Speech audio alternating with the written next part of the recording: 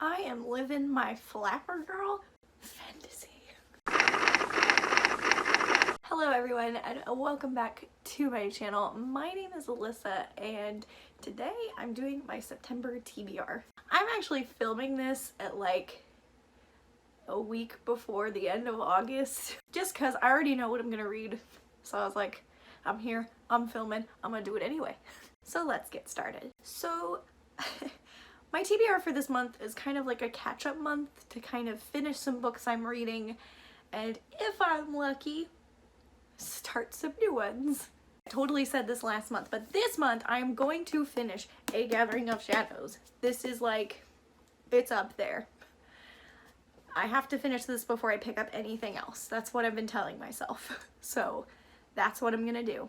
I'm very excited. Okay, so next on my list of books I need to finish is Crescent City by Sarah J. Maas. This is one of the ones my daughter picked for me, and I'm so glad she did because I'm going to finish it this month.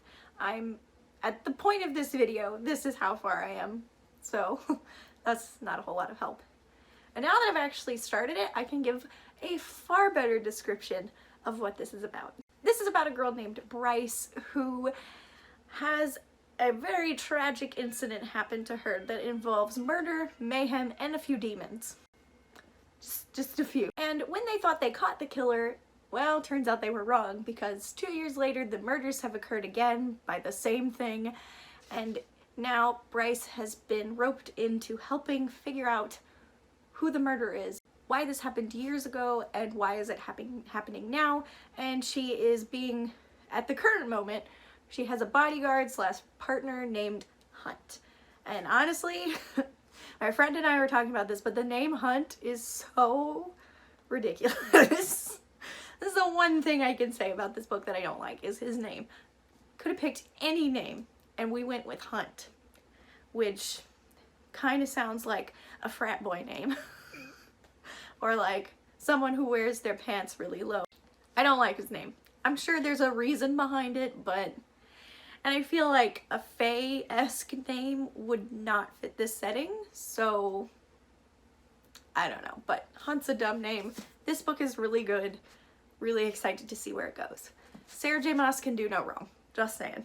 Just saying. And then, finally, for ones that catch up on, I will definitely not be finishing it this month, but that is... Oh my gosh, this is heavy.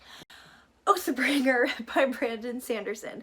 Started this last month, and it's so good so far.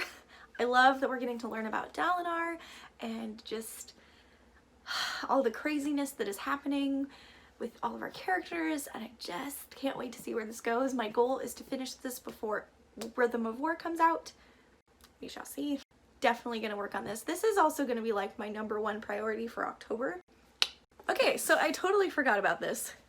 What's new? Book club for me starts up in the second week of September. And if you didn't know, I host slash run a homeschooler book club for different age ranges. So I pick the books and we read them together. We go read like a certain amount of chapters a week and then we come back and we talk about them. So fingers crossed all goes well with Madame COVID. Because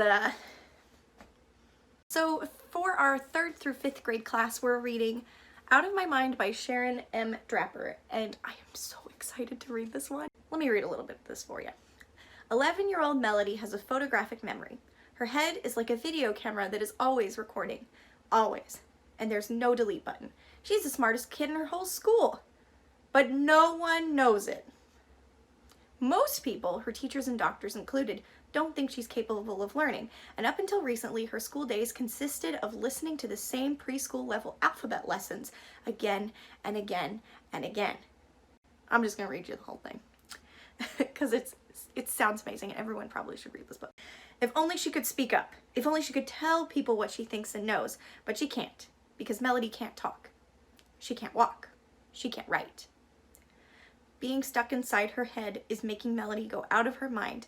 That is, until she discovers something that will allow her to speak for the first time ever. At last, Melody has a voice, but not everyone around is ready to hear it.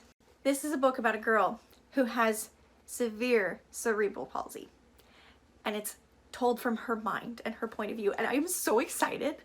I cannot wait to read this. I think it's gonna be eye-opening, and the kids are really gonna see how it feels to be someone like this.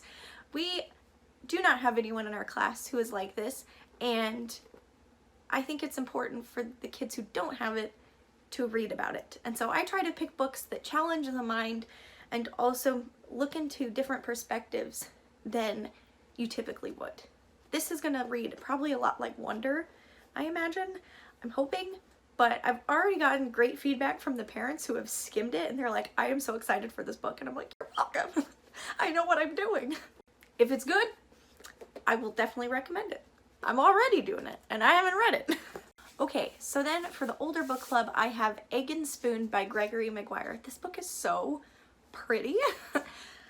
As you can tell, we kind of do a lot of backlist books because I feel like books that have come out recently are either inappropriate for the audience I am trying to teach, homeschoolers, or boring. So we tend to go with a lot of like backlisted books, which is okay because I love reading backlisted books. So Egg and Spoon is about like a couple different girls, two girls in Russia around the time of a war. Doesn't say which one, and I am bad at history. But these two girls meet on a train, and it says that when the two girls' lives collide, an adventure is set in motion, an escapade that includes mistaken identity, a monk locked in a tower, a prince traveling incognito, and a wisecracking Baba Yaga. Tell me that doesn't sound amazing. So I've read The Bear and the Nightingale, which is also a Russian folklore story, and I believe this is based off some Russian folklore, and I loved The Bear and the Nightingale. Really gotta read the sequels. Story of my life. I think this is going to be really fun. We haven't read a book set in Russia yet, so I am very, very excited to just talk about the kids with it and see what their reactions are. And yeah, it's a little bit more mystical, but I think it's also a little historical as well. So I think it's going to be really good. So those will take like a couple months. We end in November, so we have to read it over the course of a few months. So I will be reading those for a while. And then if I finish the other books, the Crescent City and Darker Shade of Magic, I will pick out another book. I don't know what yet, to be 100% honest. I was looking at my shelves, I'm like, nothing's grabbing me right now, to be honest. Thank you all so much for watching. Make sure you leave a comment, subscribe, and leave a thumbs up because I appreciate it. Let me know down below what you're reading this month. And I will see you guys very, very soon in the next video. Bye-bye!